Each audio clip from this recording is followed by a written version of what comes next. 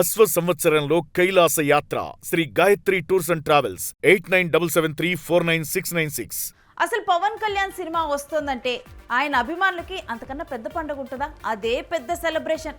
అందులో ఓజీ లాంటి black buster తర్వాత మూవీ కావడంతో ఉస్తాద్ భగత్ సింగ్ మీద ఎక్కడి లేని అంచనాలు నెలకొని ఉన్నాయి. ఇక గబ్బర్ సింగ్ దర్శకుడు హరీష్ శంకర్ 14 ఏళ్ల తర్వాత పవర్ స్టార్ తో చేతులు కలపటం ఫ్యాన్స్ లో హైప్ నిచ్చేసింది. మరి కాకి చొక్కాలో వచ్చిన భగత్ సింగ్ మెప్పించేలా ఉన్నాడో లేదో అసలు ఏమంటున్నారో రివ్యూలో చూద్దాం. సో స్టోరీలోకి వెళ్ళిపోదాం. గిరిజన ప్రాంతానికి చెందిన అనాథ ఈ ఉస్తాద్ భగత్ సింగ్ టీచర్ ప్రోత్సాహంతో పెద్దయ్యాక పోలీసు ఉద్యోగం తెచ్చుకుంటాడు. సీఎం పదవి మీద కన్నేసిన నల్ల నాగప్పతో తనకు శత్రుత్వం ఏర్పడుతుంది. లీలా అనే అమ్మాయిని ప్రేమించిన భగత్ సింగ్ జీవితంలో ఊహించని సంఘటనలు చోటు చేసుకుంటాయి. అవేంటి, నాగప్ప ఆగడాలకు తను ఎలా చెక్ పెట్టాడన్నది తెర మీద చూడాల్సిన అసలు స్టోరీ. స్టార్ హీరోల కమర్షియల్ సినిమాలకు ఒక గ్రామర్ ఉంటుంది. రాఘవేందర్ రావు నుంచి వివి వినాయక్ దాకా అందరూ దాన్ని ఫాలో అయ్యేవాళ్ళు. కానీ మారుతున్న జనరేషన్ తగ్గట్టు ఎలివేషన్లతో పాటు సరైన మాస్ గ్రామర్ ఉంటేనే ప్రేక్షకులు హిట్ చేస్తున్న రోజులివి. అయితే ఉస్తాద్ భగత్ సింగ్ దర్శకుడు హరీష్ శంకర్ ప్రధానంగా పవన్ కళ్యాణ్ ఫ్యాన్స్ ని మెప్పించడమే టార్గెట్ గా పెట్టుకొని ఈ కథను రాసుకున్నట్లు మనకి కనిపిస్తుంది. తక్కువ టైంలో పూర్తి చేయాల్సిన షూటింగ్ కావడంతో దాని తాలూకు ఒత్తిడి స్క్రిప్ట్ మీద పడింది. ఫస్ట్ హాఫ్ 20 నిమిషాలు భగత్ సింగ్ చైల్డ్ ఎపిసోడ్ తో నడిపించిన హరీష్ శంకర్ ఇంటర్వెల్ ముందల పవన్ క్యారెక్టర్ తో కామెడీ పేరుతో అండర్ ప్లే చేయించడం అంతగా క్లిక్ కాలేదు. అయితే విజిల్స్ వేయించే కొన్ని మాస్ మూమెంట్స్, ఫైట్స్, కాలర్ ఎత్తటం, పాట పాడి చిరాకు పుట్టించకుండా నడిపించాయని చెప్పాలి. రొటీన్ ట్రీట్మెంట్తో స్క్రీన్ ప్లే సాగినప్పటికీ మధ్య మధ్యలో వచ్చే హై మూమెంట్స్ ఉంటాయి కదా, అవి కొంతమేర కాపాడుకుంటూ వచ్చాయి ఈ సినిమాని. కానీ ఓల్డ్ స్టైల్లో డిజైన్ చేసుకున్న విలన్ బ్యాక్ డ్రాప్ లాంటివి అంతగా మెప్పించవు. విశ్రాంతికి ముందు పోలీస్ దుస్తుల్లో పవన్ కళ్యాణ్ ఎంట్రీతో ఊపు తెప్పించాడు హరీష్ శంకర్. ఆ తర్వాత పాత బస్తీ ఫైట్తో మాస్ జనాలు ఊపేస్తారు. ఇక ఈ రెండు మెయిన్ హైలైట్స్ గా చెప్పుకోవచ్చు. కానీ శ్రీలీల ఎంట్రీ తర్వాత కథనం మరీ సాఫ్ట్ గా మారిపోయిన ప్రభావం మనకి కనిపించేస్తుంది. తేరీ రీమేక్ కాదని పదే పదే టీం చెప్పినప్పటికీ కొన్ని పోలికలైతే స్పష్టంగా ఉన్నాయి.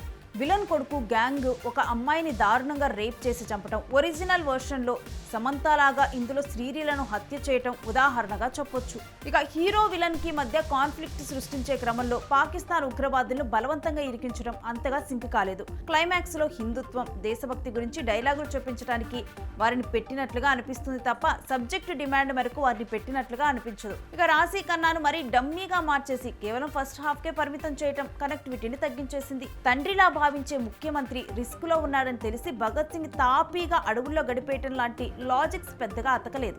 ఏది కొత్తగా అనిపించకపోవడం ఉస్తాద్ భగత్ సింగ్ లోని ప్రధానమైన మైనస్. వింటేజ్ పవర్ ని చూపించడం కోసం చాలా రిఫరెన్స్లు వాడుకున్నారు. తేరీతో పాటుగా అంకుశం, గబ్బర్ సింగ్, తొలి ప్రేమ ఇలాంటి బ్లాక్ బాస్టర్ల స్ఫూర్తితో సన్నివేశాలను అలా పేర్చుకుంటూ పోయారు తప్పించి సీరియస్ గా వర్క్ చేసిన దాఖలాలు పెద్దగా కనిపించవు. ఫ్యాన్ మూమెంట్స్ మీద పెట్టిన శ్రద్ధ అసలు కంటెంట్ మీద పూర్తిగా లేకపోవడంతో క్లైమాక్స్ కంటే ముందే యావరేజ్ కన్నా కింద ఉంది అన్న ఫీలింగ్ వచ్చేస్తుంది. ఇది రైటింగ్ లో ఉన్న లోపమే చూడొచ్చు. ఇక నటీనటుల విషయానికి వద్దాం. పవన్ కళ్యాణ్ ఎప్పటిలాగానే అభిమానులకు నచ్చేలా అందంగా ఉండటంతో పాటు హుషారుగా నటించాడు. అక్కడక్కడ మొక్కుబడిగా లాగించేయటము గమనించవచ్చు. బెస్ట్ లుక్స్ అయితే ఉన్నాయి. శ్రీలీల క్యూట్నెస్ తో ఆకట్టుకుంది.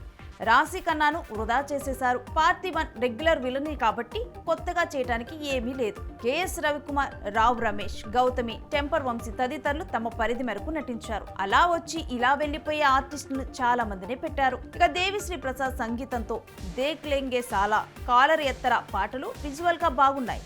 తమన్ బ్యాక్గ్రౌండ్ స్కోర్ లో హోరు ఎక్కువైపోయింది. కొన్ని సీన్లకు మాత్రం బాగా కుదిరింది. ఇక బోస్ ఛాయాగ్రహణం రిచ్ గా ఉంది. కార్తీక శ్రీనివాస ఎడిటింగ్ ఇంకొంచెం షార్ప్ గా ఉంటే ల్యాగ్ తగ్గేది. డైరెక్టర్ గా కంటే రైటర్ గా హరీష్ శంకర్ ఎక్కువ మార్కులు సంపాదించుకున్నారు. మైత్రి మూవీ మేకర్స్ నిర్మాణ విలువల్లో వంక పెట్టడానికి ఏమీ లేదు. చివరిగా చెప్పాలంటే ఉస్తాద్ భగత్ సింగ్ ఫ్యాన్స్ ని టార్గెట్ చేసుకున్న కమర్షియల్ కంటెంట్. సాధారణ ప్రేక్షకులు పవన్ కళ్యాణ్ నుంచి కోరుకునే ఎంటర్టైన్మెంట్, మాస్ ఎలిమెంట్స్ సరిగ్గా బ్యాలెన్స్ కాకపోవడంతో ఆ వర్గాలను మెప్పించడం కొంత అనుమానంగా ఉంది. Chart buster album, gripping screenplay ఉంటే గబ్బర్ సింగ్ మ్యాజిక్కే రిపీట్ అయ్యేది. కానీ హరీష్ శంకర్ ఆ ఛాన్స్ ని మిస్ చేసుకున్నారు. పవన్ కళ్యాణ్ గత డిజాస్టర్లతో పోలిస్తే కొంత బెటర్ అనిపించిన ఓజీతో కంపేర్ చేస్తే మాత్రం దానికి ఆమడ దూరంలో ఆగిపోతాడు ఉస్తాద్ భగత్ సింగ్.